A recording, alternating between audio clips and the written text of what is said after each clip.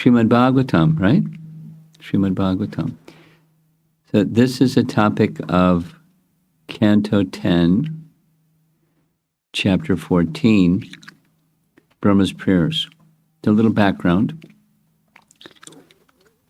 We'll go way back. Brahma is the first-born living being. He's directly born from the body of Garbhodakshay Vishnu.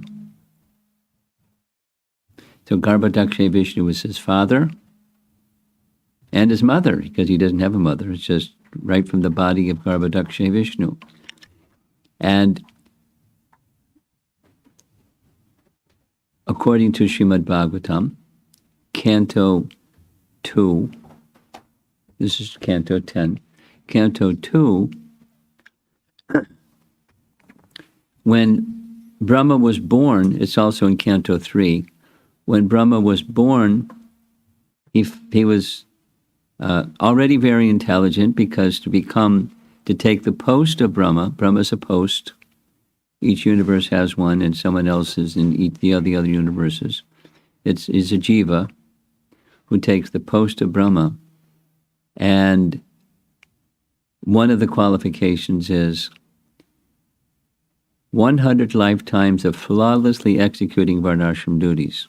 Tried for 1 hour. 100 lifetimes of flawlessly executing varnashram duties. And if there isn't somebody, Krishna does it himself. It's such an important post. And so he's virtuous like anything, and has capacity for knowledge. It's necessary to build the universe. You have to have that capacity. So when he's born, he's the first thing he does is he inquires, where did I come from? Who am I? And what's my duty? 3 things. He doesn't have answers. And so he starts using what normal people would do, his reasoning faculty. Natural. When you don't know and you want to know, you reason. And he hears this sound of splashing beneath him at the Garbhodak ocean. He hears the sound of the waves, and he's on top of a lotus. And so he decides, I'll climb down the lotus to see if I can find where I came from. Very reasonable. And he climbs and he climbs and he climbs and he climbs down and down and down and down. And he can't find the end to the stem of that lotus. Then he realizes, I'm not going to find out this way. And when that realization comes, because he's intelligent, he hears a sound 3 times. Tapa, tapa, tapa. And he knows what to do. He goes back up to the top of the lotus, and he undergoes tapasya.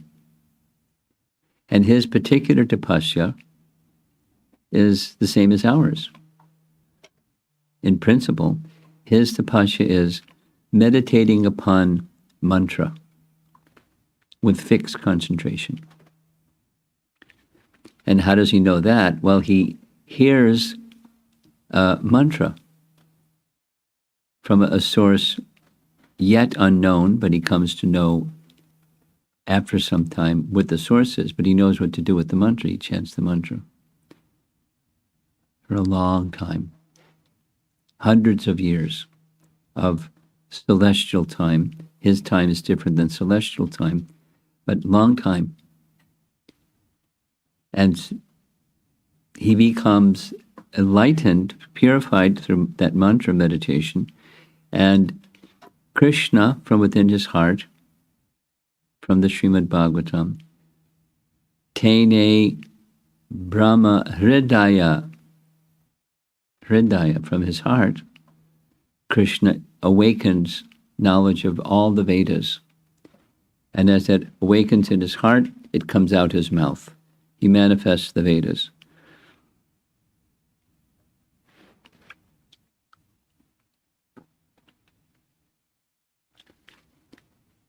he then becomes introduced by Krishna through the sound of the Vedas what the creation is, because he intuitively understands I'm meant for creation.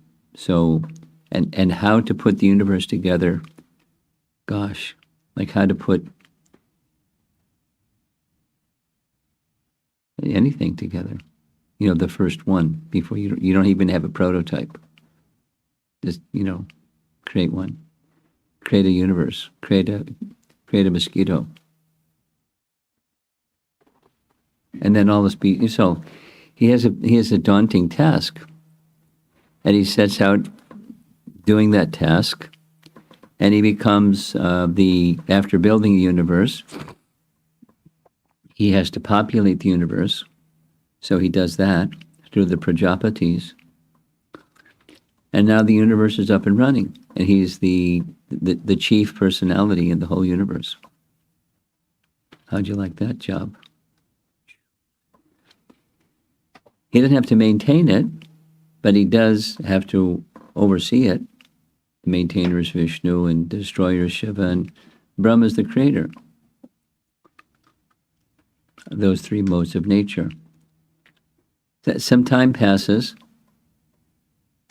many yuga cycles pass, and he comes to visit Vrindavan, because he knows Krishna has appeared in Vrindavan. So he goes to experience Krishna's pastimes in Vrindavan. And when he reaches Vrindavan, he sees something very amazing. He sees Krishna in his original form,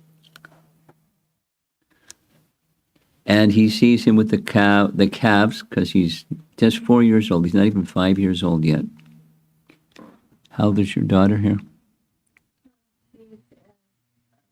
She's age you are asking about her? Yeah. She's 17. No, this little young girl right here. How old are you? Oh, she I'm not saying your daughter, this girl here. 7. Do you remember when you were 4? Remember that far back, 3 years? You were smaller, right? Younger and smaller. So Krishna was 4. Of course, it's transcendental, but since his birth, he was 4. And he's with the cowherd boy friends, doing what boys do. They play, right? But he also had an amazing affinity, love for cows. He loved the cows, and the cows loved him. So much so that when he was 3, he pleaded with his father, I want to go with you out into the pasture ground. Mother Yasoda didn't want him to go. Nandamara, she can just stick by my side. It's okay. Because she was concerned, safety and the horns of the cows and who knows what. Mothers. So he went with his father. And the elder cowherd men noticed they couldn't herd the cows when Krishna was there, because the cows would just go over wherever Krishna went. They would just follow Krishna. And Krishna loved the cows, and the cows loved Krishna. So then Krishna proposed, let me herd the cows. And Mother Yasoda said, no. You see how big those cows are? No. Then he pleaded with his father. The father didn't say yes, but he didn't say no like Mother Yasoda did. Finally, an agreement was made. Negotiated agreement. He could go with the calves, because they're much smaller. But they had to come back for lunch. So every day he would have breakfast at home.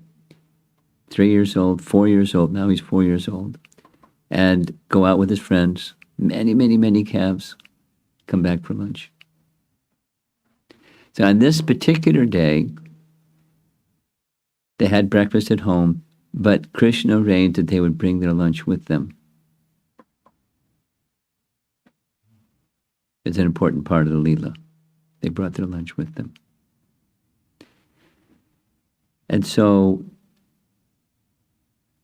in the course of going out with the calves and the cowherd boys, there's half a chapter filled with how they would play this and that and the other and the other and the other and this and that and the other thing and the other thing. And they were just playful children. He's the personality of Godhead, but he was enjoying the rasa of loving exchange with his little friends. And so their mood is just fun. Half the chapter is filled with fun. And then they see this giant something they've never seen before lying in the path that they travel every day with the calves. What's this? And they, speculate, maybe it's a giant plaything that Krishna created for us to play with. Giant statue, and we could crawl around and climb inside the statue. But wait a minute, when they got closer, bad, fishy smell. No, it's not it's a serpent. And that bad smell is living entities that he's swallowed. So some boys started to run out of fear. Danger. And the other boys said, no, you don't have to run. Whatever it is, we've always been protected by Krishna. So they're in this fun mood. So they went to, let's go explore inside. Because his mouth was wide open. The upper jaw was touching the clouds. Really big. Really big. Really big. So off they went. And as they went, the calves with their tails raised went right after them, right inside the mouth of Aghasura, a giant serpent. For a moment, Krishna was, by his own yoga maya potency, a little miffed. He was like, what's going on? But he was just enjoying a pastime. And he was amazed at how his own Yogamaya potency was facilitating his pastime, including his own experience of the pastime. He was amazed. And then in the next moment, he knew exactly what to do. He entered the mouth of the Aghasura demon, who closed his mouth to swallow Krishna and kill him. That was his intention. And when the demon closed his mouth, Krishna got really big, because that's one of the mystic powers. There's 8 main mystic powers. One of them is Mahima Siddhi. Become very big, big and big and big and big. So the serpent could also expand his body, but not as much as Krishna. So eventually he burst. The serpent suffocated. And the soul of the serpent went up in the air through the head of the serpent body, hovered in the air while the mouth of the serpent opened. Krishna, with all the cowherd boys, went marching out of the body of the serpent. And that soul of Aghasura merged into the body of Krishna. This is all in this Bhagavatam that you're reading. You'll get there eventually. And the boys are really happy. Really good, Krishna. That was really good. Let's go have lunch. We're hungry. So they went to have lunch. And as they were sitting around having lunch, Lord Brahma, who was visiting Vrindavan, wanting to see Krishna, he saw the whole pastime of the killing of Aghasura. He saw the boys sitting around together in a circle around Krishna, having lunch. And he was wondering, what's the extent of Krishna's power? That was the desire. Very dear to Krishna, very dear to Krishna, creator of the universe, dear to Krishna, empowered by Krishna, enlightened by Krishna and everything.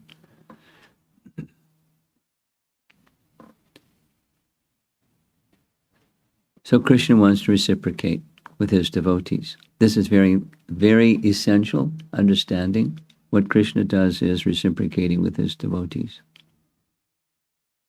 So Krishna arranged a pastime.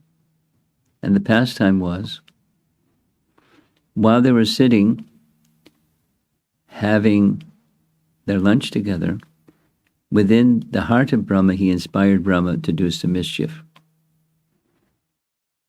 He's not a mischievous person, but Krishna inspired. So what was the mischief? Brahma, as the calves were straying to get fresh grass while the boys were having their lunch, he went and grabbed all the calves and put them in a cave. He hid them. And then the boys noticed, wait a minute, where's the calves? We're to protect the calves. Krishna said, don't worry, I'll find the calves. You just continue the lunch. So they continued lunch, and Krishna went looking for the calves.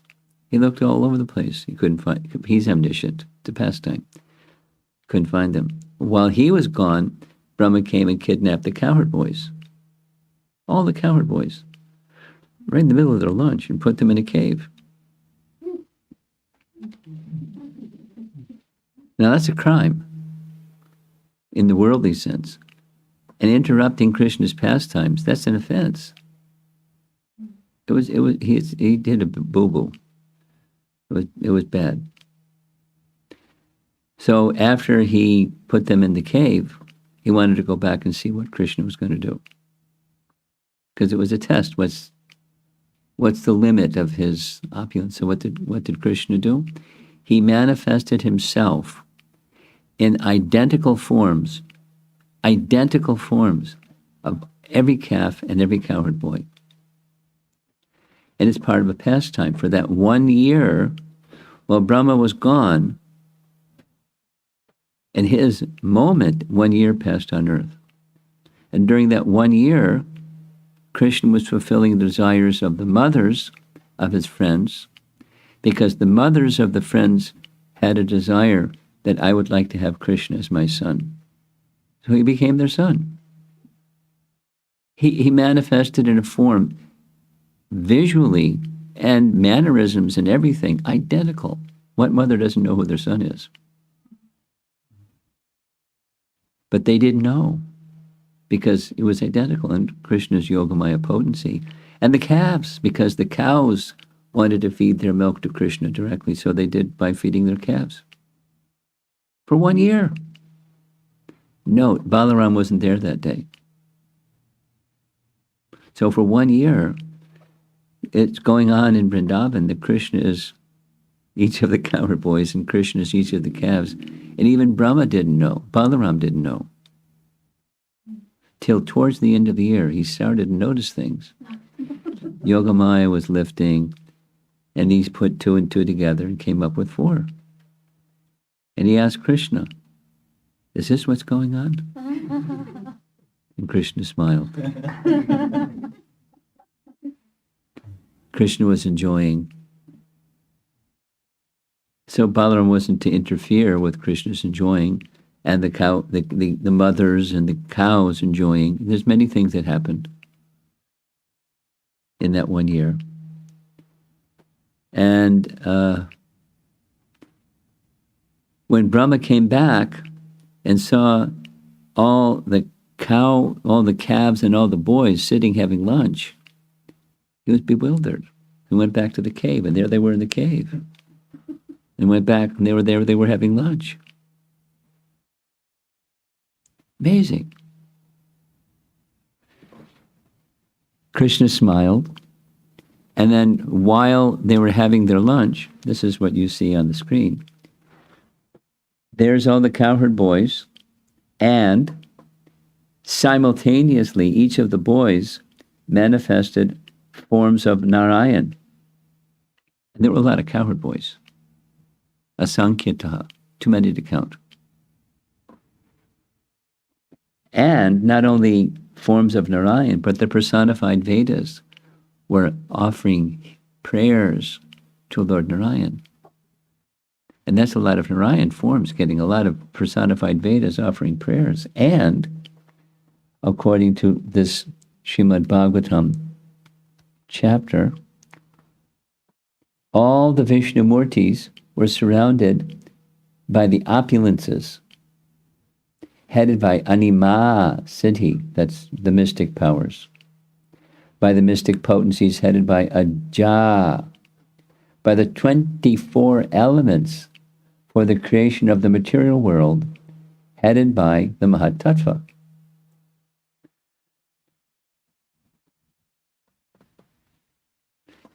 And each of these were personified. They weren't just like this energy field over here and another energy field over there. Because in the spiritual reality, everything is person. And so energies have their energetic.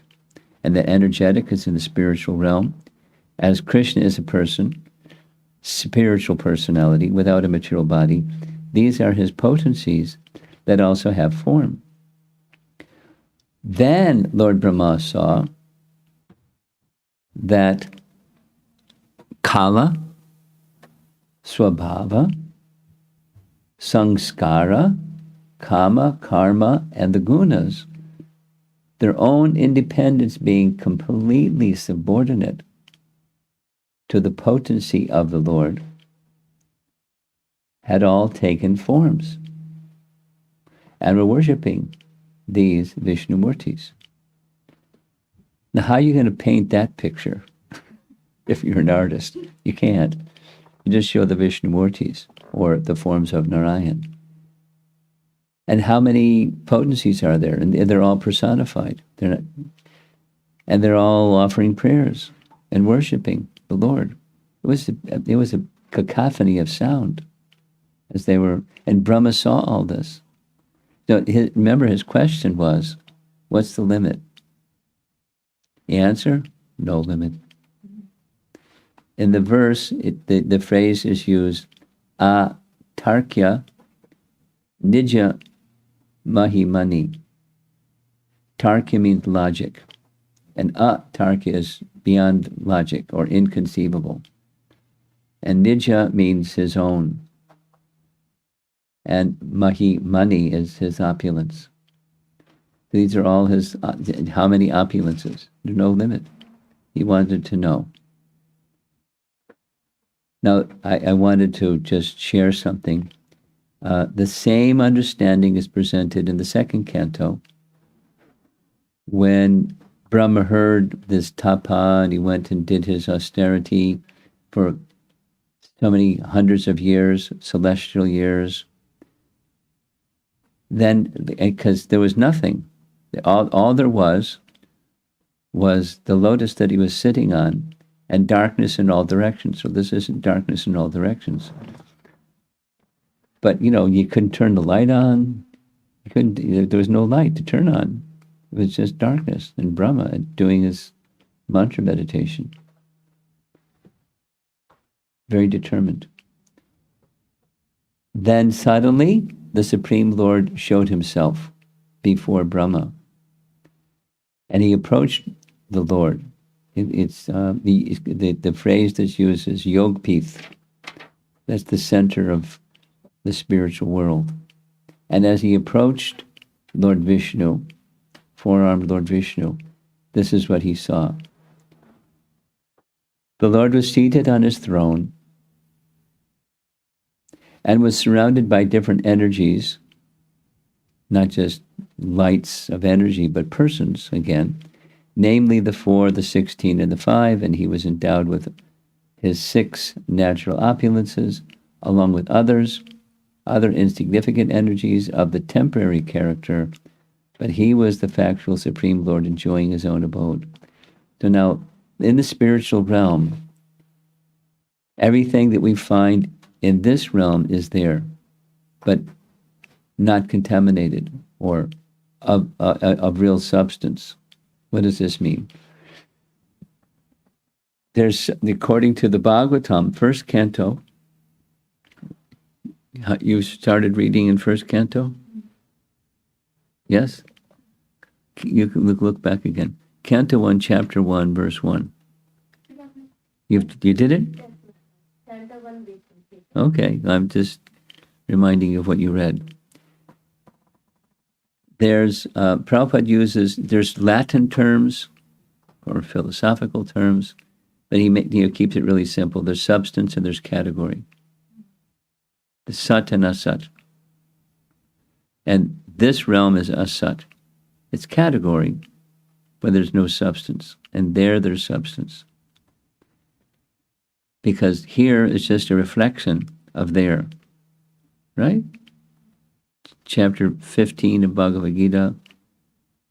Chapter 15 of Bhagavad Gita is a tree that's reflected in water.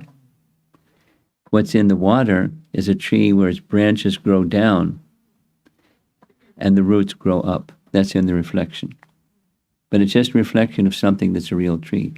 In that reflection, there's no substance, supposing it's an apple tree. And you see an apple in the reflection. No substance. You get a handful of water. There's no apple in the reflection. But when you connect with the real tree, then there's substance. So the spiritual realm is substance, and this realm is a reflection of that substance. It's philosophical, but it's a very fundamental teaching of understanding reality and illusion, or sat and asat. They're just exactly the opposite. And in Brahma's prayers, as you go through this chapter, we'll touch on it as we're going along. He's built the universe, so he knows how the reflected energies work and fit together in all the puzzle pieces, and it's very complicated. But no problem for him, because he's Brahma, very intelligent. But now he's getting a picture of what he wanted. He's getting a picture of the spiritual reality, because the person that's before him is a little boy. But that little boy isn't just a little boy.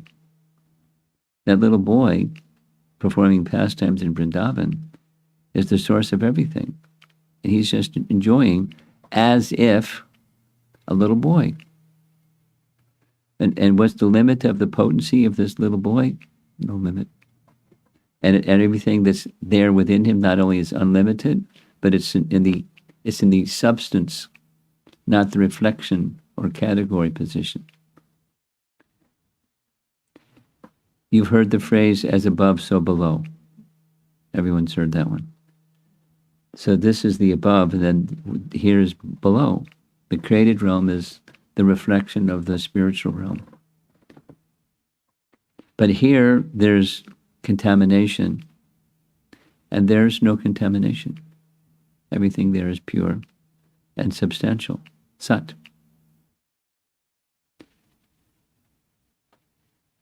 The very same understanding, and very important, very important. One isn't going to realize all this by speculative knowledge.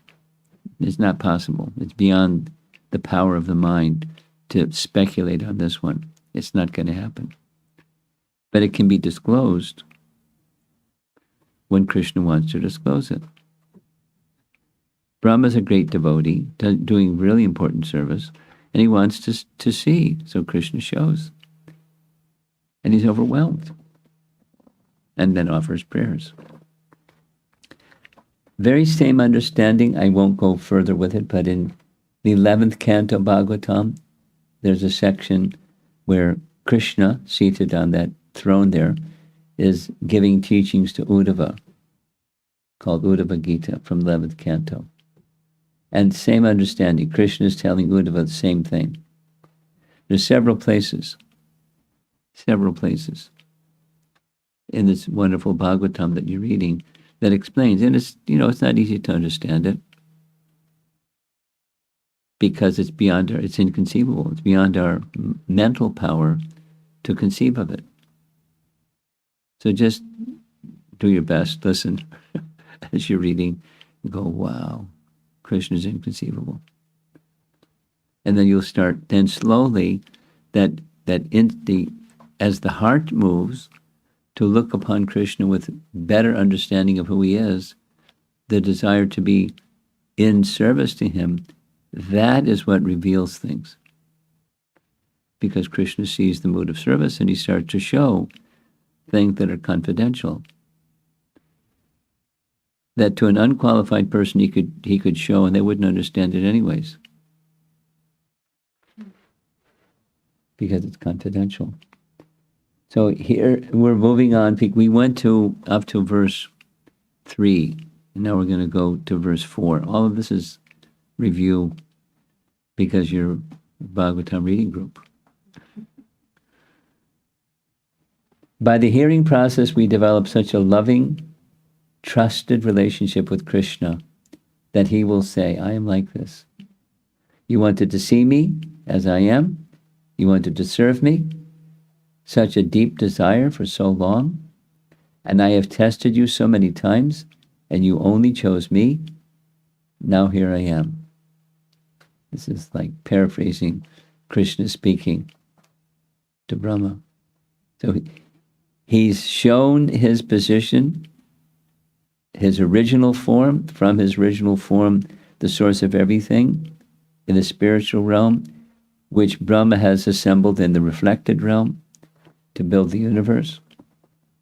And now he's going to speak something further in his prayers about the merit of bhakti to understand these things and the incomplete and insufficient method of speculative knowledge, the process of Gyan.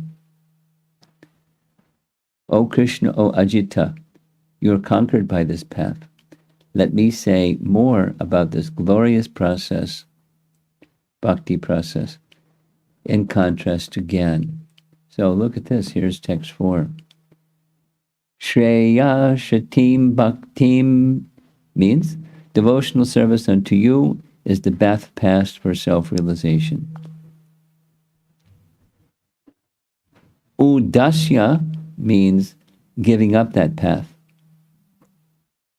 Te Vibho, to the Supreme Lord. And instead, klishyanti means taking a lot of trouble. Klishyanti ye kevala bodha labdhyate. He's not going to achieve labdhyate. He's not going to achieve absolutely nothing. What will he get? Kleshala, trouble. Compared to stula, tushava-gatinam, beating an empty husk of wheat. Now, those of us that grew up in the West don't know anything about this. And even people that have grown up in India, unless you know something about agriculture, you won't know anything about this. But I had experience directly when visiting Vrindavan. In Vrindavan, they don't grow rice; they grow wheat. It helps keep the body warm compared to rice, makes the body a little cooler. So in hot weather, it's rice, and in Vrindavan, it's wheat. And commonly, we like to go to Vrindavan during Kartik month. And Kartik month corresponds with harvest time. So it's really nice. It's really nice. Harvest time is really nice. The people in the village, they go out into the field. They multiple families. It's just like, I don't know who's who over there, and they have instruments for cutting the rice, and then they take the rice that still has the wheat that still has the wheat on the stalk, and they thresh it. They take a bunch of it and then smash it on a big stone, and they go around in a circle and sing songs about Krishna. It's really lovely. Now the example is, supposing if the rice, the wheat has already been taken out. It's called chaff, where the wheat is removed, and you just thrash the chaff. What benefit are you going to get? You get blisters on your hand. That's the benefit. There's no gain from it. So Brahma is using this as an example to say, trying to understand Krishna through speculative knowledge you don't get anything. You get trouble, and you get sore hands. It hurts because there's no gain from it. The only gain is trouble. Kleshala. So here's the translation. My dear Lord. So he's comparing the bhakti process, which he spoke about in verse 3, and comparing it to the Gyan process. My dear Lord, devotional service unto you is the best path for self-realization. If someone gives up that path and engages in the cultivation of speculative knowledge, he will simply undergo a troublesome process and will not achieve his desired result, as a person who beats an empty husk of wheat cannot get grain. One who simply speculates cannot achieve self-realization. His only gain is trouble. So there's some wheat that has some grains of wheat. And here's the chaff where the wheat has been removed. So supposing you just beat the chaff, it's just kleshanti, it's just trouble. Nothing to be gained. And kleshala, misery. That's not a good process. But no labhyate, nothing is gained. That was text 4. Text 5. So this 2-3 verses. Verse 3 was saying how important the bhakti process is. And again saying, Gyane prayasa udapasya. Prayasa means endeavor. Gyane prayasa is endeavoring for speculative knowledge. And udapasya means throw it away. Instead, take the bhakti, because the Gyan process isn't going to work. That was text 4. Here's text 5. Yoginas, many yogis in this world, they may be very renounced. Tvad arpi teha nija karma labdhaya.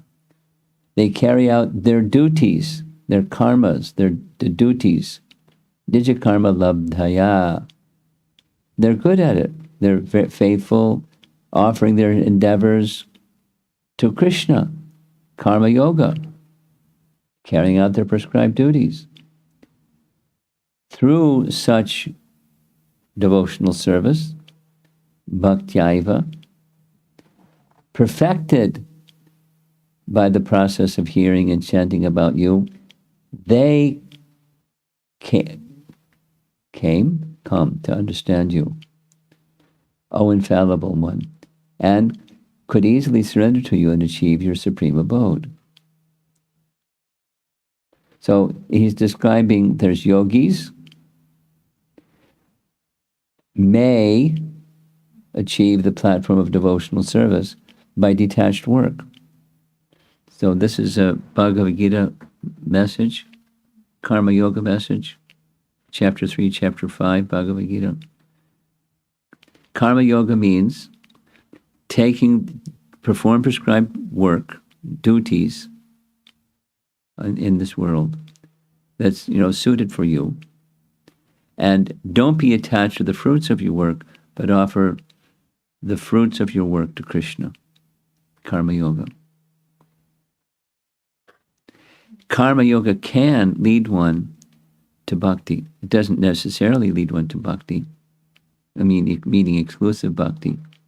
Because there's some bhakti involved. There's a mix of bhakti with performance of duty, because often people perform duty because they want something. I do this because I get that. Maybe it's elevation to heavenly planets.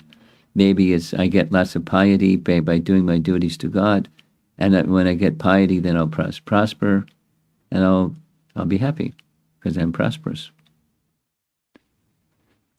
According to what Krishna says in Bhagavad Gita, and according to surveys that I have done, most people think the purpose of religion is to act according to your duties so that in this life you prosper and the next life you go to heaven.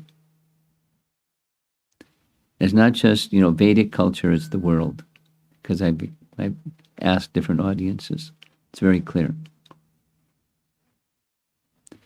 Piety, so you can prosper in this life and go to heaven in the next life. That's the purpose. There's nothing, according to what Krishna says, most people think there's nothing more than that.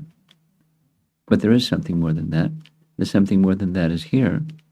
It's doing those things, but with the mind fixed upon Krishna. That's what yogis do. They do meditation. If they do it yoga properly.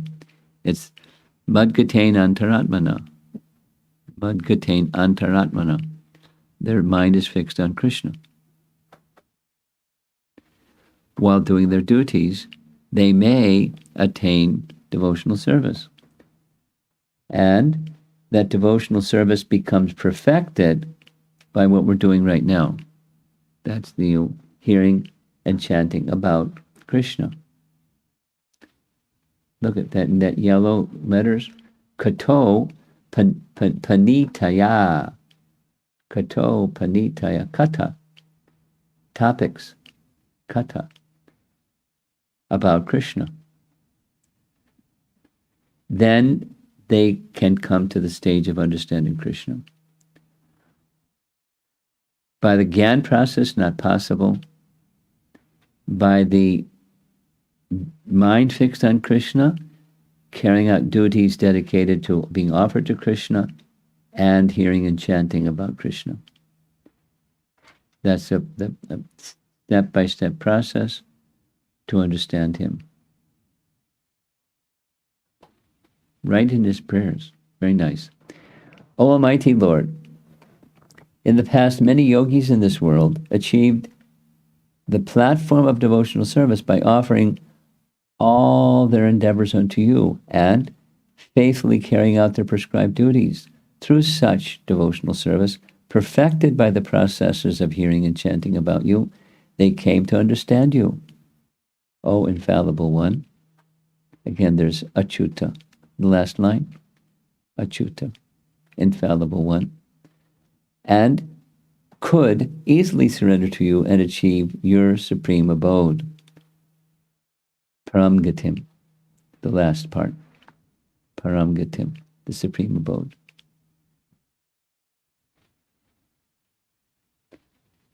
Nice. It's describing the process and the goal.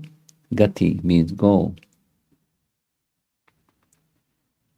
Next. Non-devotees, however, cannot realize you in your full personal feature. Nevertheless, it may be possible for them to realize your expansion as the impersonal supreme, by cultivating direct perception of the capital S self within the heart. So yogis may be capable of realizing the impersonal aspect of the Supreme by that process of perception of the self within the heart. But they can do this only by purifying their mind and senses. Amalan tire atmabihi, up top there. Of all conceptions of material distinctions.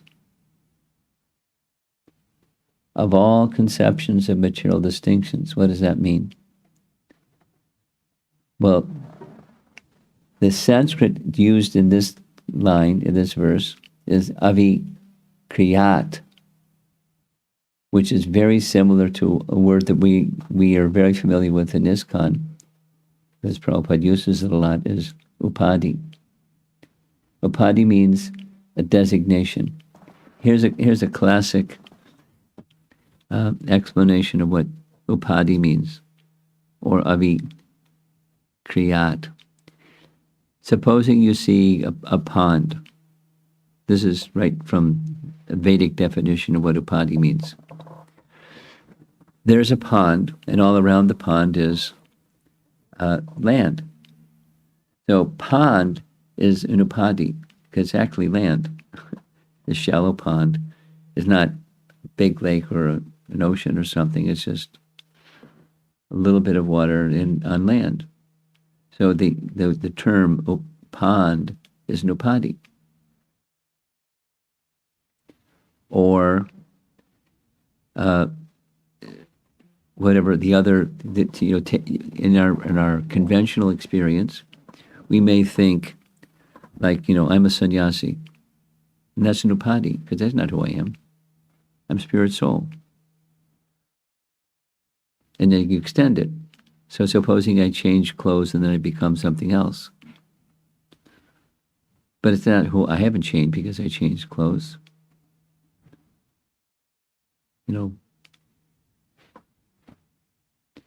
There's a covering, and the covering is not who we are.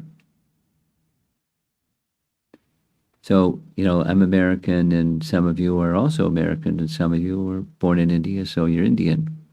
But you're not Indian, and I'm not American, and those are upadis.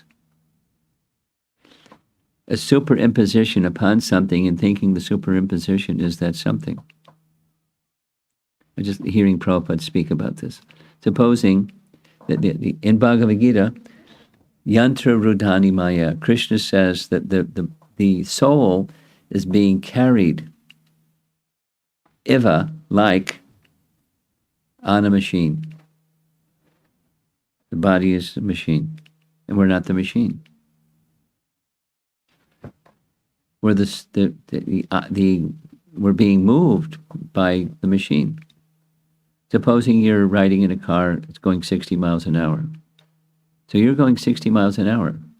You're just sitting there.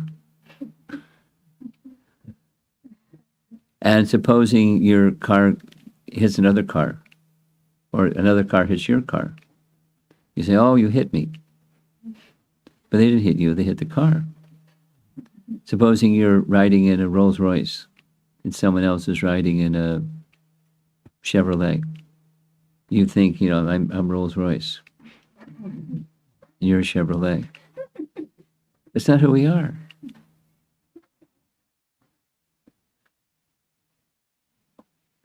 Part of the bhakti process, Gyan can say we're not those designations.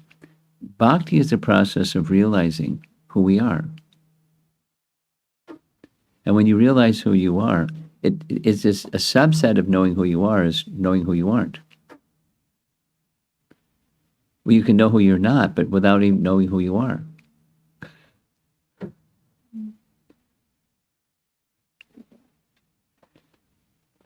Those of you that, when the stage comes, you start liking to hear Prabhupada's recorded lectures, you'll hear hundreds of times when Sanatana Goswami, who was at the time prime minister of about a third of India today, he gave it up and went to Vrindavan to live a life of a mendicant in service to Lord Chaitanya. When he met Lord Chaitanya, his first words were, Kayami. I'm such a learned person. I know 7 languages and this and that. People call me learned. But you want to know the truth, I don't even know who I am. So what kind of learned am I? So can you please tell me? But it's not, who am I, but what am I? Kayami. And why we have to suffer? That was the second part. Tapatraya. Threefold miseries. Why?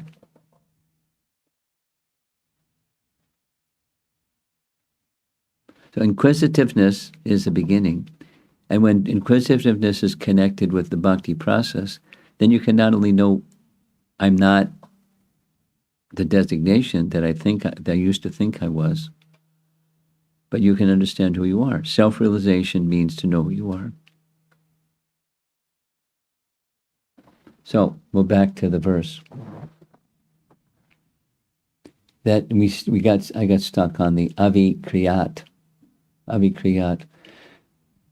Of all conceptions of material distinctions and all attachment to material sense objects. When you know who you are, you're not attached to what you're not.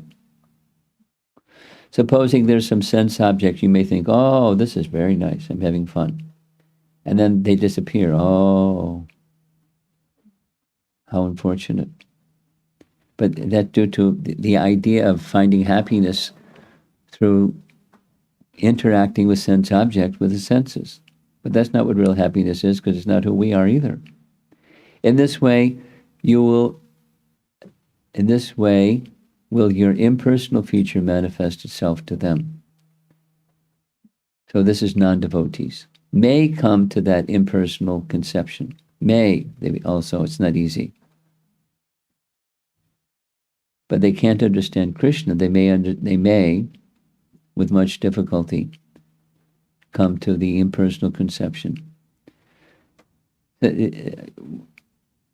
As you go on in your, this is it for today's class. As you go on reading, you'll hear these topics from so many different angles. Sometimes, Prabhupada would say, sometimes repetition is necessary for clear understanding. And you look at it from this angle, that angle, the other angle.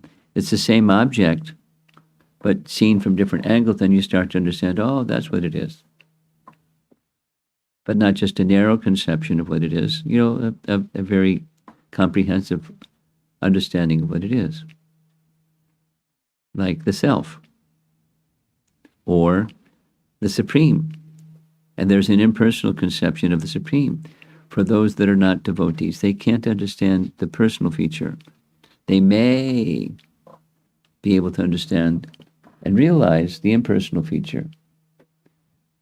Only in this way will your impersonal feature manifest itself to them. But it's a big hill to climb, or like a mountain. And at the end, at best, it's the impersonal feature, not the personal feature. There's no love there. And it's a fact. Everyone wants to love and be loved. Very simple. And there's no love there. So it's not advised to try to go for it. But if the resistance to the personal feature is there, then people go for it. And it's not easy. So we're up to verse 6 of chapter 14. And I think this evening we'll start with verse 7. We'll see how much retracing of our steps it's needed for the group there. So how far along is your reading group in the Bhagavatam? Which canto? How many? First canto, ninth chapter. Ninth chapter. It's like multiple groups, Maharaj. Yes, Maharaj. Oh. The new batch is 9th chapter, first canto. And I think Anusha Mata Kishore Prabhu there in third canto. Sunita Mata is third canto. Third canto. And then some of them, they got busy and they're taking a break. But mostly.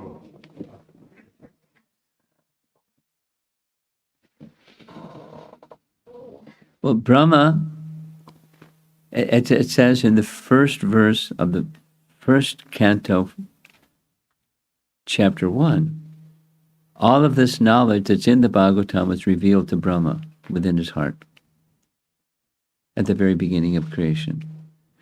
And he then distributed that knowledge through disciplic succession to Narada to Vyasa, etc.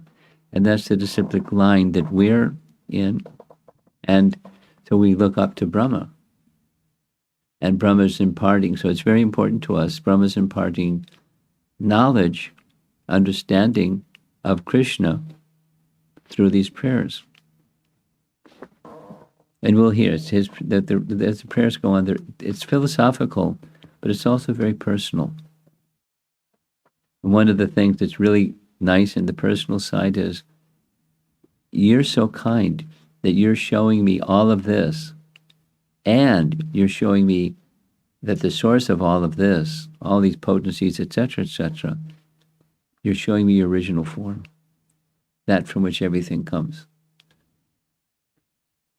And the realization that this is the source of everything. And you can't not understand it because you just showed everything. All his potencies, the unlimited potencies of the spiritual world, surrounding each one of the forms of Vishnu or Narayan, offering service and prayers to him and worship.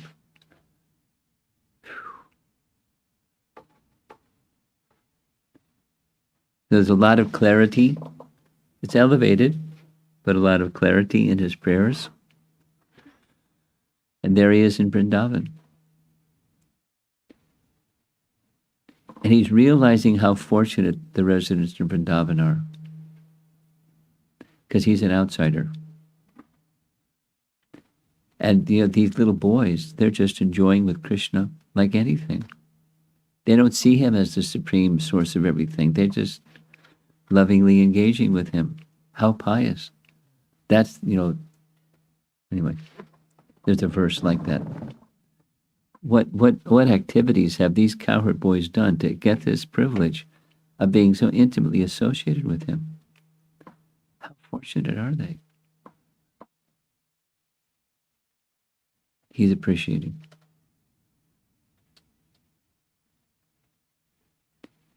Okay, so any discussion?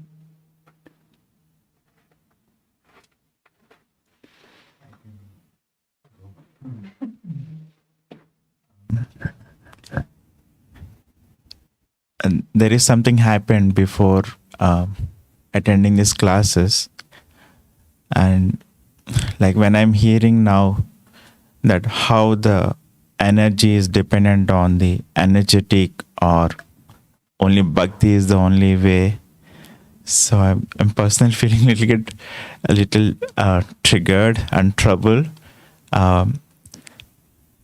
Feeling anxiety for my identity, like there is no identity for me, like that. So No identity? yeah. Why do you say that? So If you understand who you're not, does that mean your identity just went away? The misidentification goes away, but doesn't mean identity goes away.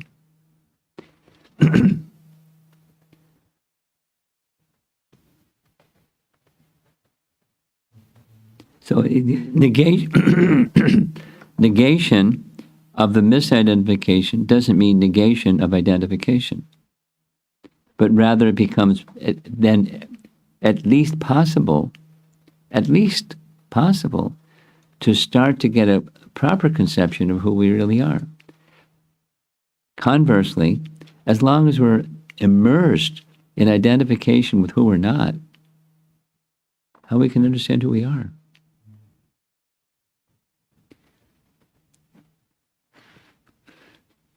I had this experience at our New York temple in Manhattan, right in the middle of Mangalarti.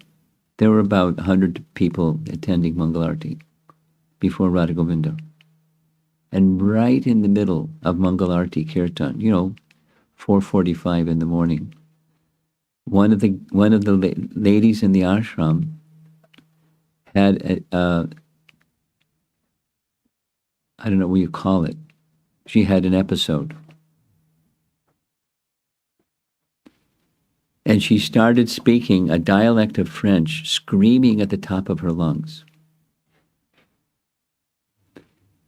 She was involved in some previous life in a traumatic experience with Joan of Arc and some kind of military combat. And she was waving her arms as if she had weapons in her arms, saying in screaming voice in French.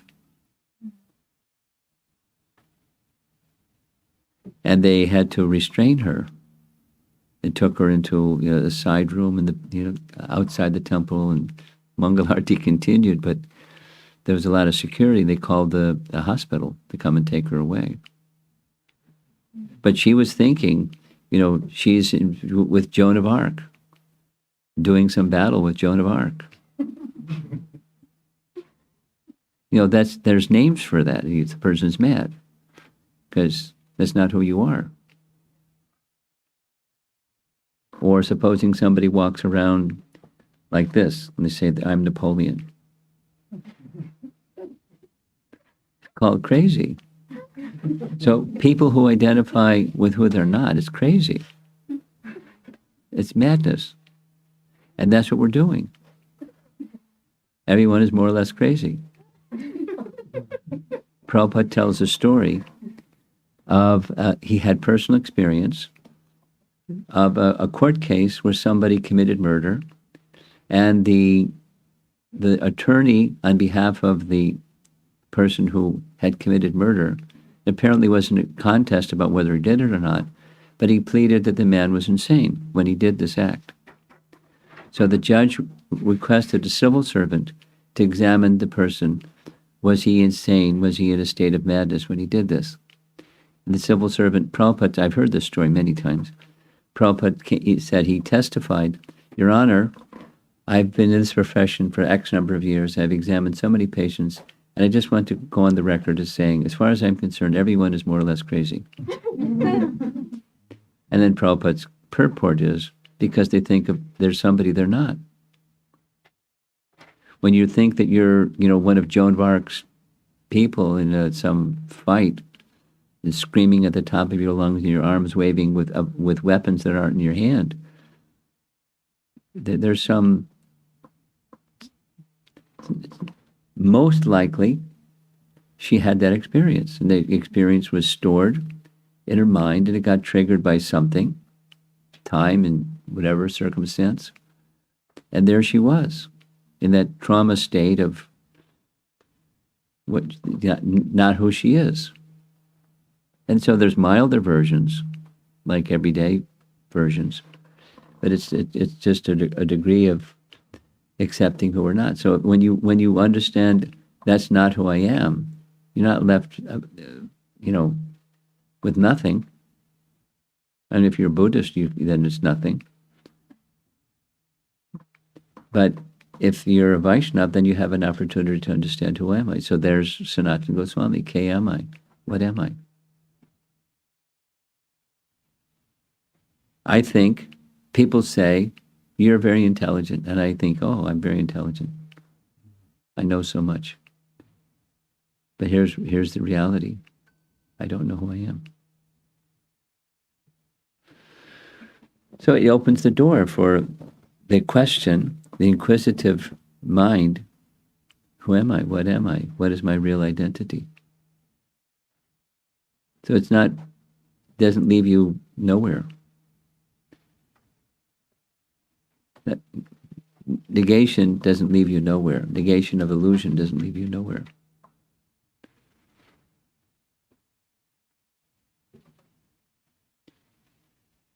Someone else in the room would like to discuss something?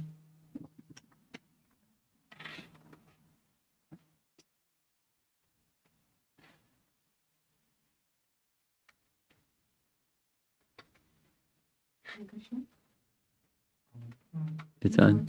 You're good.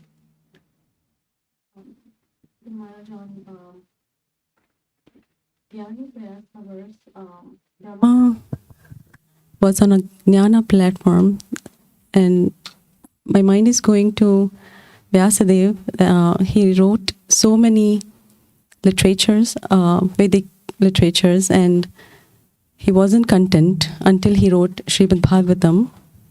So can we understand even Vyasadeva was at the Jnana platform? No, he wasn't on the Jnana platform. Okay. What's the relationship? Let's ask this question. What's the relationship between bhakti and gyan, or gyan and bhakti? Is there a relationship? Is that what your question is? Yes. Yes. Okay. Within bhakti, now gyan is there. Jnana and vairagya are there. Because you've read in Canto 1, Chapter 2. Right? Vasudeve Bhagavati Bhakti Yoga Prayojataha Janayati Ashu Vairagyam, detachment, Jnanam Cha Yadahai, to come. So there's jnana, there's knowledge and detachment within bhakti. Now, supposing, it's not to say that Vyasadeva was simply a jnani. Vyasadeva was doing something to allow Krishna to demonstrate Shuddha bhakti is needed, glorification of Krishna is needed. So, those of you that like to read Bhagavad Gita, you know that you can't say Gyan Yoga unless there's some mixture of bhakti. Otherwise, it's just Gyan or speculation. But speculation connected with bhakti is Gyan Yoga. So the inclination to know the not yet known through Gyan Yoga is study of the scripture, acknowledging there is some supreme, and the knowledge of the supreme is revealed through scripture, and I'm approaching that way. I want to connect with the supreme, and I want to do that by this study in the applying the power of Gyan to realize the supreme. So it's Gyan mixed with bhakti. It's not the platform of Vyasadeva, but he was writing and conducting himself as if like that, so that this little episode of not feeling satisfied, and Narada saying the reason is you haven't sufficiently glorified, so just do that, just glorify the person, the supreme person. So Gyan, even mixed with bhakti, that's not Shuddha bhakti, and thus Gyan that's fully pure, Shuddha, then it's a mixture. It's like breathing air in Los Angeles. There's air, but there's a lot of pollution.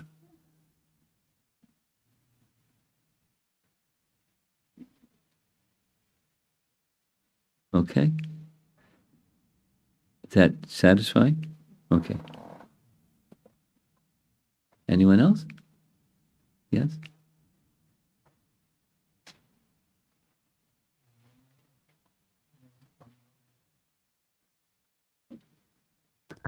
Hare Krishna, Guru Maharaj. When you were speaking about Lord Brahma, when he heard this tapa, and he knew what to do right away without... More than that, just it was sufficient. Yeah, and you were saying about that meditating on the mantra with concentration. I know it's a gradual journey, but somehow it was really inspiring when I heard about Lord Brahma. He just took it up and was doing it. For us, I know I have to have that confidence and faith. Somehow this... You're not qualified to be Brahma then. Not yet.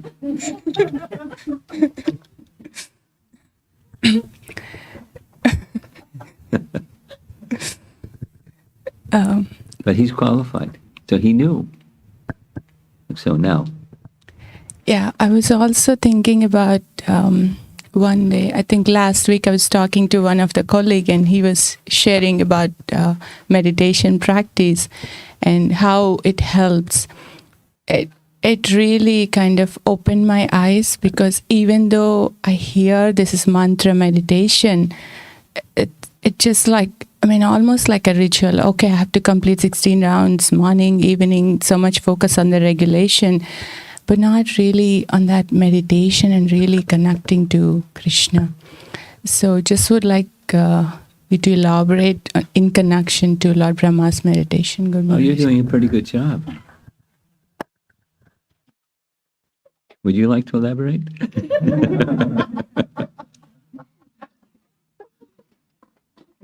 There's a cultivation, as we know from Nectar of Devotion.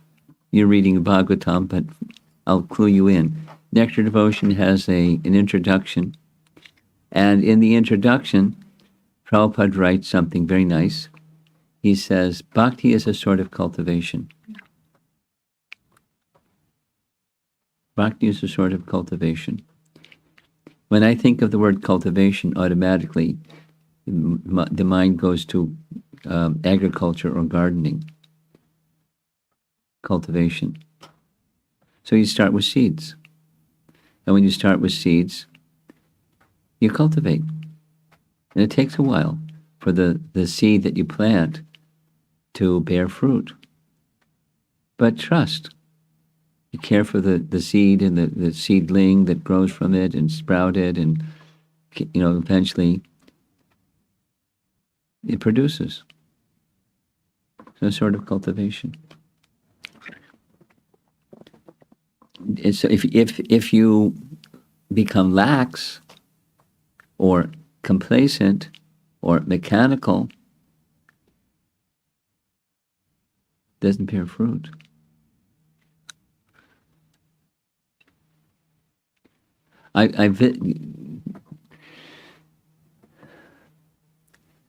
Once upon a time, the New York Temple, following Prabhupada's instructions, bought a farm. That temples that are well established, they should be connected to a farm. So we went to get, it was Gitanagari, became New York Farm. You've been there.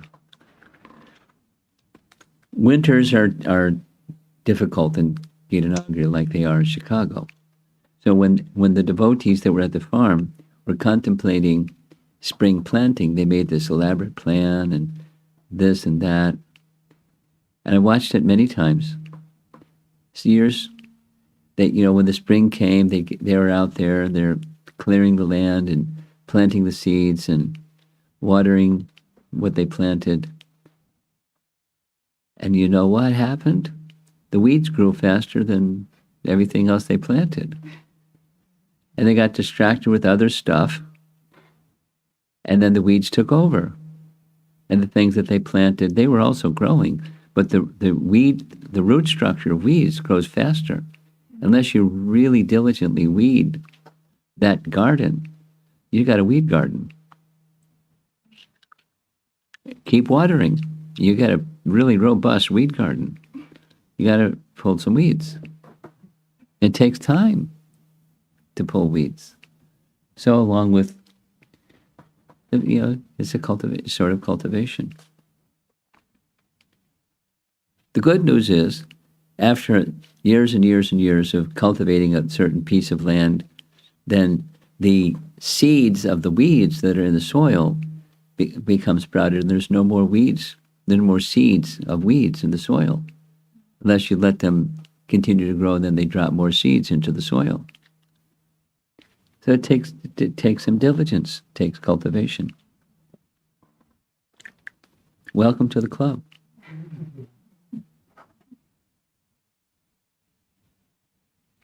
Anything else? Yes? Up front?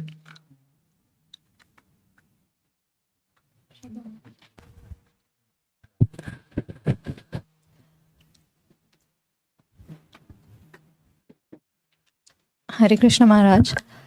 Maharaj, my question was about the Vrajavasis. They are engaged in devotional service. They are fully engaged in serving Krishna. And we also understand that they are situated in full knowledge that Krishna is the Lord. No. No. Okay. No. Yeah. So that's what my question was, because when they're in their actions, we don't see that awe or reverence for That's right. Krishna. So what happens? They're so elevated. We just recited the verse with devotional service. Knowledge and detachment naturally follow. So they're not ignorant, but that knowledge becomes overwhelmed with intimacy, or madhurya overwhelms aishvarya. Even if Krishna shows Aishwarya, they forget it. Mother Jasoda saw inside Krishna's mouth what she saw. And she grasped her head saying, oh, I'm seeing things. I better go see a doctor. I better go lie down. Something's wrong. And many other things she said. But, she forgot. And she forgot because she's Mother Jasoda and I have to feed Krishna and that's what's important. And she just forgot. And there's other examples. Krishna's lifting Govardhan Hill. And when that was going on, they didn't even... But when it was over, he put the hill back down, they had a little get-together. Like, who is he?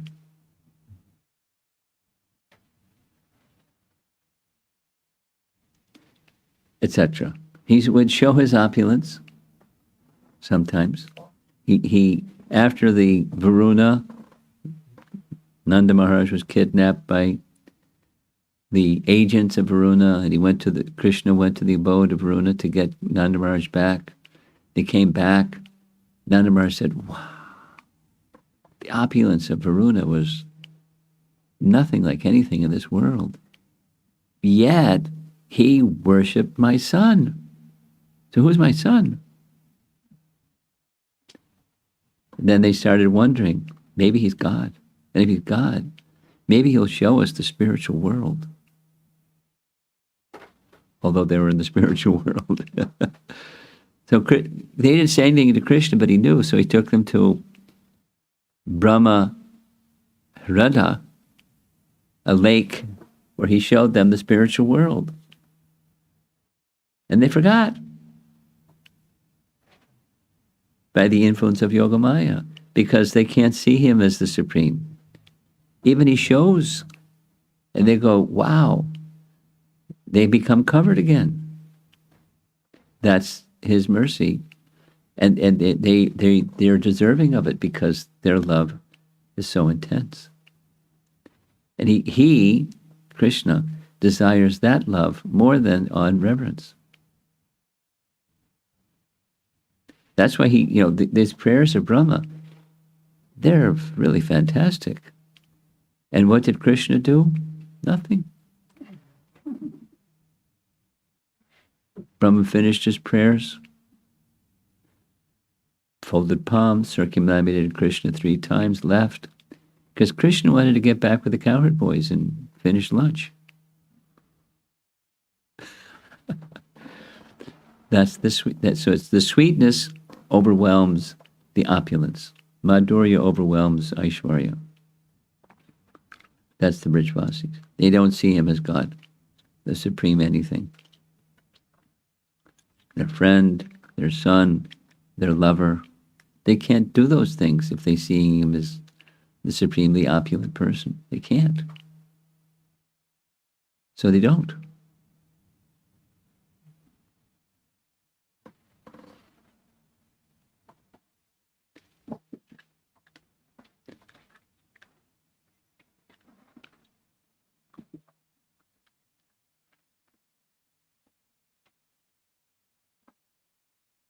Hare Krishna Guru Maharaj. It's regarding Sat and Asat that you are talking about. Which one? Sat and Asat. Sat and Asat. Sat and Asat. So it's been said that material nature is the reflection of the real tree. Yes. And it doesn't have any substance, right? It appears to. Yeah. Being hit by a truck, it feels pretty substantial. So it is false, right? Yes. Prabhupada, he also talks about Prakriti. When he is talking about the Prakriti, he says that it is real, but it is temporary. Yes.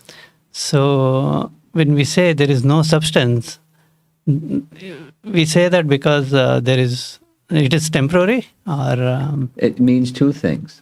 Thank you for that clarification.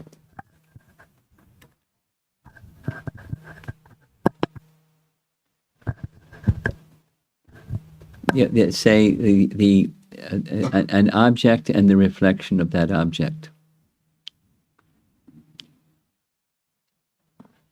Here's a mirror, here's an apple, and here's the reflection of the apple. There's something there. There's a reflection. But there's no nourishment from that reflection, because it's just a reflection. So it's something. That insubstantial means there's no substance. It looks like. It is something. It's just not false, not non-existent. Impersonalists say it doesn't exist. Right? Jagat mithya. The what is true? Brahman, Satya. Jagat mithya, false. So so you break down what does mithya mean anyways. And that gets a whole philosophical thing.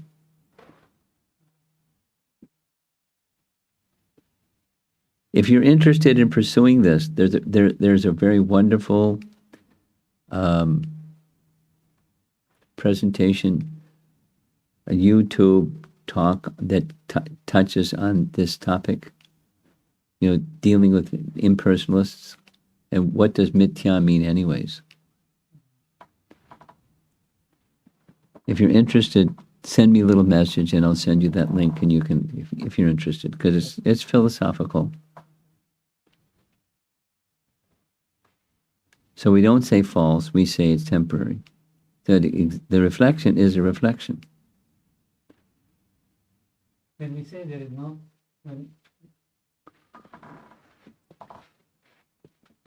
we say there is no substance, that means it is not false, right? Well, it is only. Here's the mirror. Just turn the mirror and it's gone. Okay. There it is. There it is.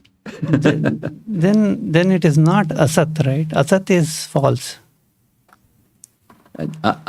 Sat. Sat means eternally existing, and asat means not eternally existing. Sat is existential. It exists. And asat means it appears to exist, but it's not what an apple is. It's a reflection of. That's what it is. Okay, I thought it is true and... No, it's a reflection of truth. Thank you, Maharaj. Okay.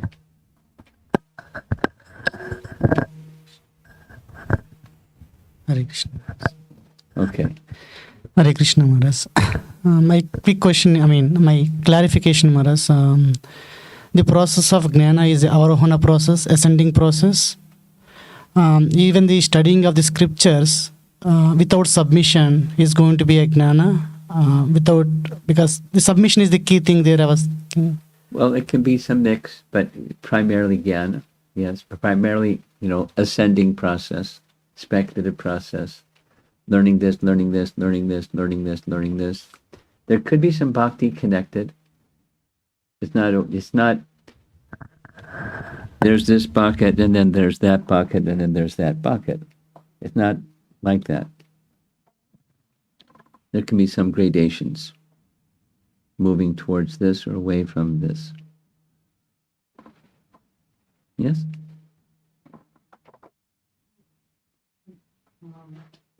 Because when we don't have 100% submission, maybe it is like... Yay.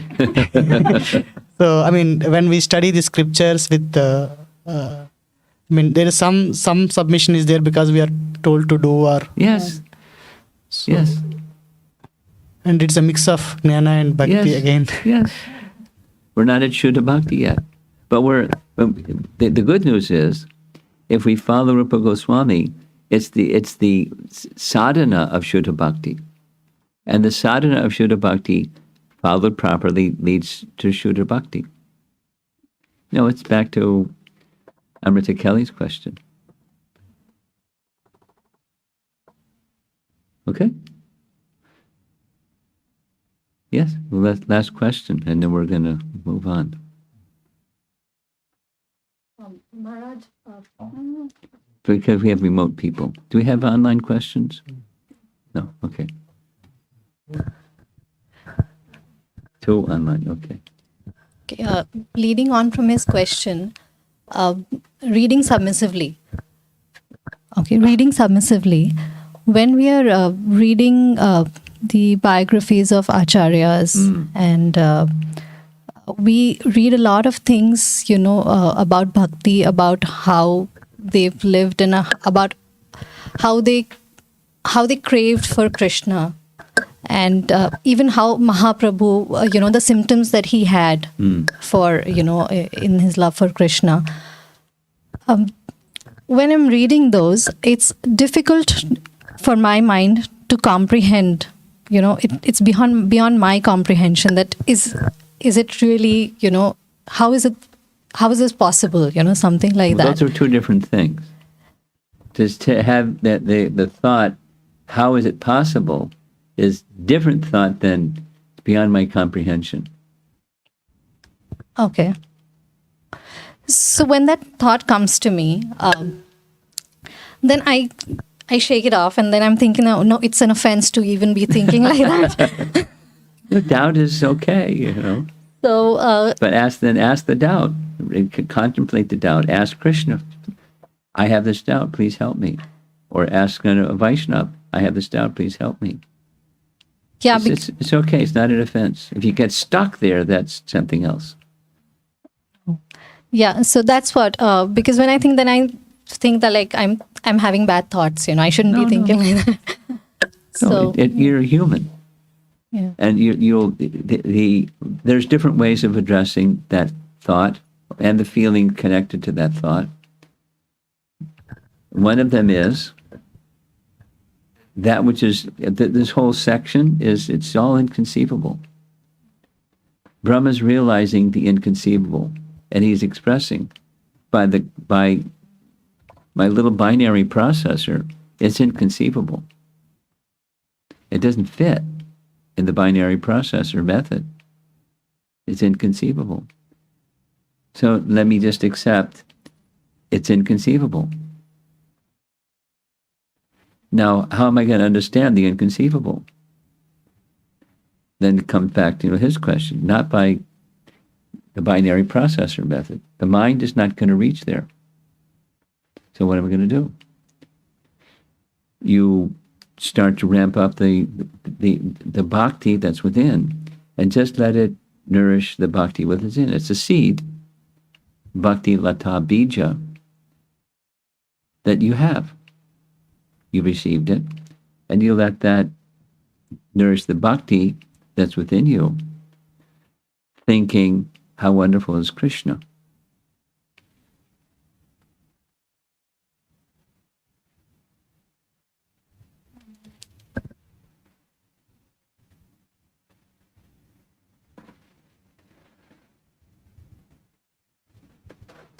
One devotee from California told me that the engineers who designed the Bay Bridge, for 10 years they studied spider webs to see how do spiders build spider webs, using what they learned from studying spider webs to build the Bay Bridge.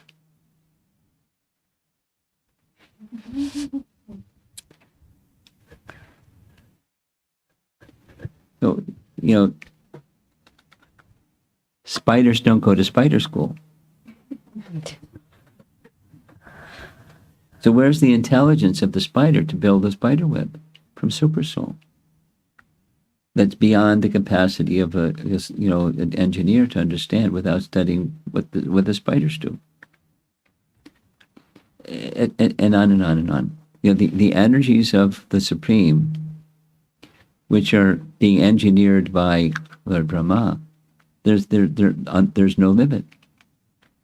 So don't try to conceive of the inconceivable and feel frustrated or there's something wrong with you by being unable. Just acknowledge it's beyond my capacity. But Krishna has unlimited potencies. Here's the same thing, just from a very different angle. Jiva Goswami, you know who's Jiva Goswami, right? one of his sandarbhas is Bhagavat Sandarbha. Sandarbha number 3 out of 6. He begins Bhagavat Sandarbha and writes, there's no question of understanding Bhagavan, God, without initially accepting Bhagavan has unlimited and inconceivable potencies. Once that is accepted, then it becomes possible to understand God or Bhagavan, resting upon he has unlimited and inconceivable potencies. So you and I, us as conditioned souls, we're accustomed to taking sensory data and putting it in our binary processor and seeing what we come out with. Trying to understand things by the mind. There's some things that just can't be understood that way. We use it. You can use the mind to say, it's beyond my mind. So now, what's another method I can use? And it's the bhakti method. So what's the bhakti method when you hear inconceivableness being expressed?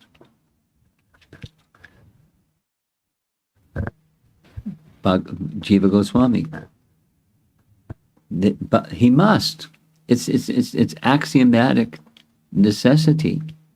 Say it, without that, he's not God. With that, it's just a feature of God. He has unlimited and inconceivable potencies.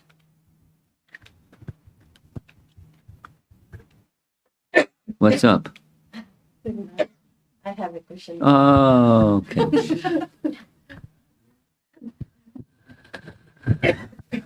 The short question, Maharaj. Yeah. And as a devotee, I want to understand how Maharajas and Goswamis keep concentration on Krishna. Bhakti, and how it's not mechanical. How mind goes on Krishna, how Maharajas thinks. By love. How do you think about your children? Constant. Yeah. So how do you do it? You're attached to them. That's how you do it. You didn't go to school to how to become attached to my kids. Okay. And then I can think about them always. You're attached to your kids, and they're attached to you. It's natural. And more natural than that, because that's just a reflection of this, the supreme natural. There is a relationship with Krishna. When that relationship with Krishna becomes awakened by the cultivation, because bhakti is a sort of cultivation, then the mind goes to Krishna. There's some removal of other stuff, the coverings of reality, the designation coverings of reality. So it's not that the goal of bhakti is that you don't think about your kids, but you think of them in a transcendental way as bhakti unfolds. There's natural, mother to child or child to mother. That's natural, but then the natural doesn't disappear. It just moves to the spiritual plane. We're not there yet. That's okay. Yeah. But that's how. Your question was how. That's how. Bhakti. Attachment to the object. You think of the object. And it's intrinsic. It's within. It's already there, in a seed form. It's there. You wouldn't be, doing your Bhagavatam reading group if that seed wasn't there. The seed is there. Just keep watering the seed and pulling the weeds. How, as a devotee, I know that I am in a path of I'm reaching the Krishna. As a how I feel, how I know that I'm close to the Krishna. There's a very simple test. There's many, but the one very simple test. Nice verse from Srimad Bhagavatam. 3 things. As It is a nice verse. As by the eating process, supposing you fast. And if you fast for a long time, everyone knows, 3 things will happen. Your body will become a little weak. You become a little hungry. And there's a hankering. So when you've eaten after fasting, strength comes back to the body, your hunger subsides, and you're feeling satisfied. Like at some point, someone may say, would you like some more of this or that or the other? And you smile and say, no, thank you. Those are symptoms. You can know.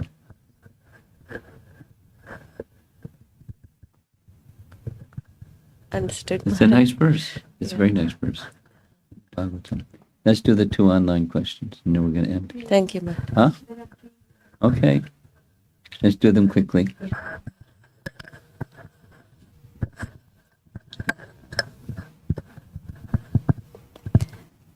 There are 2 questions from Brajeshwari Mataji from UAE. Lord Krishna transformed himself as the cowherd boys. Each form was Lord Narayana. My question is, Brajavasis are attracted to only Lord Krishna's form exclusively. How could they feel their love increasing as if towards Krishna when they saw their sons for 1 year who were all Narayana? Oh, because they didn't see him as Narayana. Brahma saw, but not the Brajavasis. They saw them as their son. They didn't know he wasn't their son. They thought it was their son, but they were surprised. My affection for my son is now the same as my affection for Krishna. What's going on? But they just saw their son. But it was... Next. Another question is, in the lunch pastime, Lord Krishna expands himself and reciprocates with many individual gopas as if they were just to make them feel that Krishna is only with them. Yes. Why is it said like that? The gopas are pure devotees. They will feel equally happy to see Lord enjoying with others. Well, it's not that they would be unhappy to see Krishna enjoying with others, but they're attached to him. They're attached to him. And they're feeling, oh, Krishna's so kind. It's not envy and competitive. I'm better than they are. Na, na, na, na, na, na. Not like that. They're just with Krishna, and they're fully immersed in being with Krishna, thinking Krishna's so kind. He has such affection for me, like that. That's all. There's a little continuation of the question. Should I read? I think you answered. The next one is Amara Mataji's question. There is so much anxiety in the air due to the circumstances like COVID, recent war situations, etc. As devotees, we understand what Krishna says about the nature of this material world. How do we practically apply these instructions of this world being temporary and miserable while seeing such live examples and not get into the zone of fear and insecurity, but be steady in our devotional service? It says, the answer is the question and the answer to the question are similar to questions previously discussed. The remedy is surrender to Krishna. When you're feeling surrender to Krishna, there's a feeling that Krishna's protection is there. And when you're feeling Krishna's protection is there, the anxiety evaporates. The anxiety is only in relation to Krishna, not in relation to circumstance. Transcendental anxiety is in relation to Krishna, not in relation to circumstance. That's it. Okay, Srila Prabhupada ki